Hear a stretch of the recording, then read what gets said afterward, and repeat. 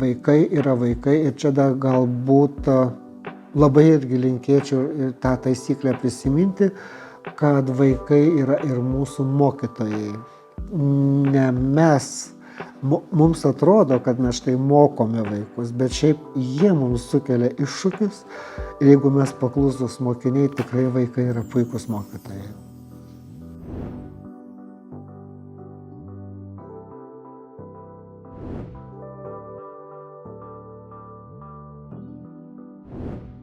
Tai globėjas prisiima atsakomybę auklėti, suteikti vaikui saugią aplinką, vystymuisi, rūpinasi juo ir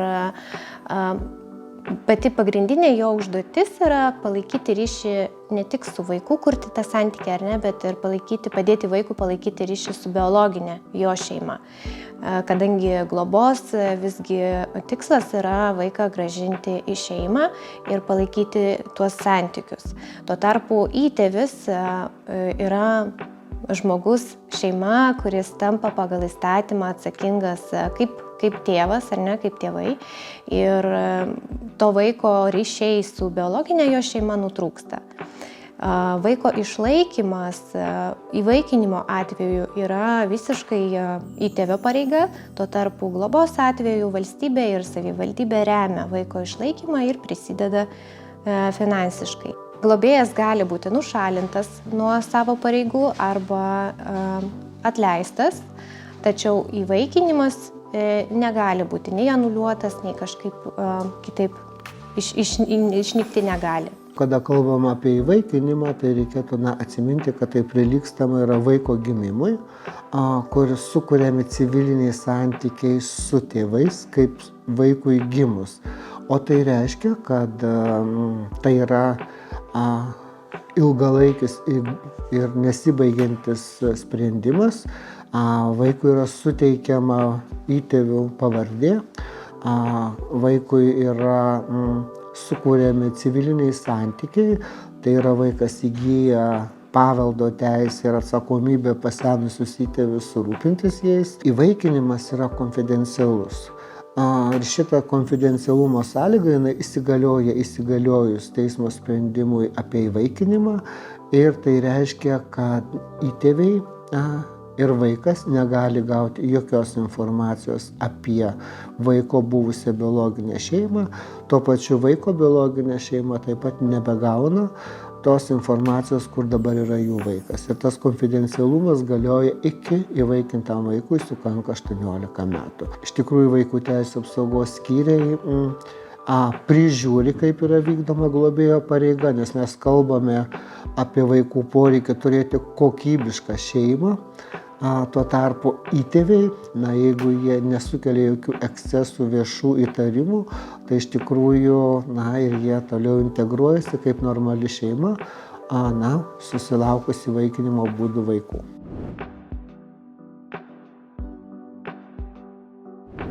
Budintis globotojas tai yra pakankamai tikrai nauja sąvoka, jinai pradėta nuo 2018 metų.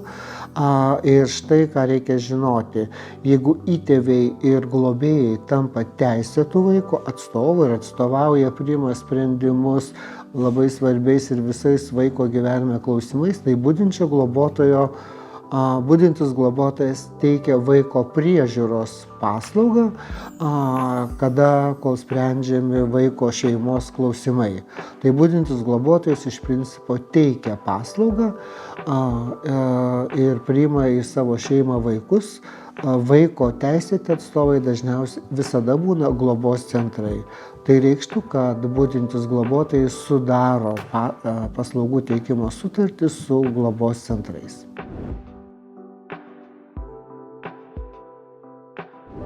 Žmogus nusprendęs tapti globėju visų pirma turi surinkti kuo daugiau informacijos apie tai, pasikonsultuoti. Vilniuje yra 5 globos centrai, kurie teikia informaciją apie tai, kaip tapti ir tikrai pakonsultuoja labai išsamiai žmonės, kurie domisi globa arba įvaikinimu. Tai žmogus, kuris jau nusprendžia tapti globėju arba įtėviu, jis turi pateikti tam tikrus dokumentus ir laukti sprendimo, ar jis yra tinkamas šioms pareigoms vykdyti, ar ne. Kuomet gauna žmogus teigiamą pradinį įvertinimą, tuomet būna apmokymai, GIMK mokymai, kurie trunka apie 3 mėnesius. Tai žmogus yra paruoštas tam, kad taptų budinčių globotojų, globėjų arba įtėvių. Žmonės mokosi pagal programą, kuri yra adaptuota Lietuvai, ir ši programa apima tokias 5 pagrindinės gebėjimų grupės, ar ne? Tai yra mokoma, kaip sukurti saugią aplinką vaikui, kaip atpažinti jo raidos etapus, patenkinti tinkamai jo poreikius. Kalbame apie tai, kaip yra svarbu bendradarbiauti su įstaigomis, kurios teikia pagalbą. Įvaikinti ir globojamų vaikų poreikiai tai yra ne tas pats, kas biologinių šeimų poreikiai. Kodėl? Ogi todėl, kad visi vaikai, kad ateitų į globos ir įvaikinimo sistemą, jie turi netekti savo biologinės šeimos. Aš tai vadinu fundamentalioji netektis, kai tu netenki visko, socialinio statuso tame tarpe, kai kurie ir vardų, ir pavardžių, ir savo prigimties. Tai reikštų, kad įtėvių ir globėjų ir budinčių globotojų pareiga yra padėti vaikui tai suvokti ir išgyventi tą baisią netektį, nes net neišgyventos netektis trukdo mums toliau žingsniuoti pagal raidą. Ir dar viena užduotis yra įtėviams ir globėjams ir budintiem, tai yra vientiso vaiko identiteto kūrimas. Nes šitoje istorijoje visada yra šeima, kuri pagimdė ir šeima, kuri augina. Ir čia turi būti akivaizdus įtėvių, globėjų ir budinčių globotojų tas pozityvus santykis į vaiko biologinę kilmę. Šeimos, kurios įvaikina arba globoja vaiką, jos gali gauti nemokamą pagalbą iš globos centrų. Tai globos koordinatoriai, žmonės, profesionalai, kurie įvertina vaiko ir šeimos pagalbos poreikį ir individualiai paruošia pagalbos planą, pagal kurį ir yra teikiama individuali pritaikyta pagalba. Aš siūlyčiau, jeigu jau nusprendei, tai nedelsk ir daryk, todėl kad įvaikinimas ir globa ir budinčio globotojo paslauga turi amžiaus limitą jums. Tai didžioji bėda, kad labai ilgai galvoja. Mokymo metu patys žmonės turi galimybę įsivertinti, ar šis kelias tikrai skirtas jiems, nes visgi auginti tėvų globos netekusius vaikus, tai nėra tas pats, kaip auginti savo vaikus. Tai žmonės ir patys įsivertina, bet būna atveju, kuomet mes kaip specialistai matome, kad žmonės dėja stokoja įgūdžių ir negalėtų tapti. Tai būna įvairių situacijų ir tikrai ne visada.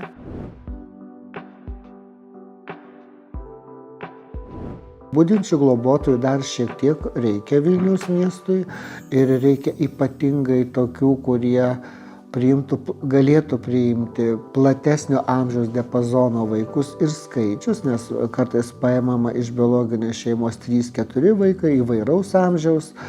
Tai tokių budinčių globotojų tikrai reiktų. Taip pat reiktų ir vyresnio amžiaus, kurie priima vaikus. Ir Vilniaus miestas turi bene didžiausius šiuo metu paslaugos įkainius budinčio globotojo ir tai yra labai pozityvu, nes tikrai interesas yra išaugęs šitoj vietoje.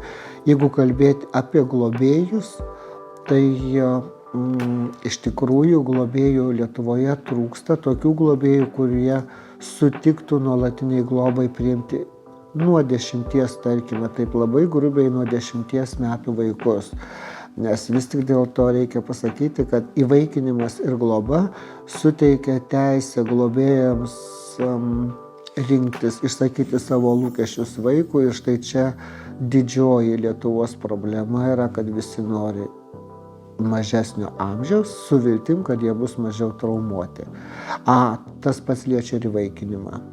Įtėvių dabar šiuo metu, aš kiek žiūrėjau statistiką, beros laukia pasiūlymo 180 šeimų, tai kad tokio, tarkime, štai čia poreikio čia ir dabar nėra, bet iš tikrųjų, kitaip žiūrint, į globėjus jų reikia.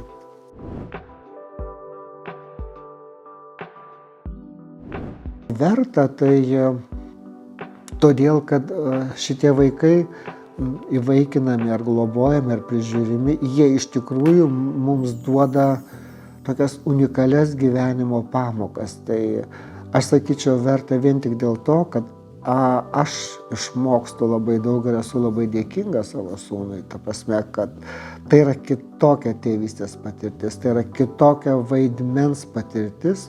Aišku, jeigu mes tai norim padaryti, jeigu mes norim išmokti, tai moko, tai negalima prilyginti tos patirties, kaip auginant biologinius vaikus.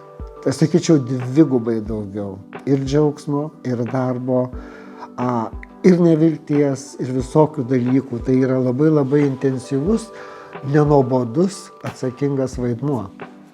Globėjų tikrai verta būti, nes gyvenime turi būti kažkoks balansas. Jeigu yra žmonių, kurie palieka vaikus, tai aš manau, kad turi atsirasti ir žmonių, kurie pasirūpina jais.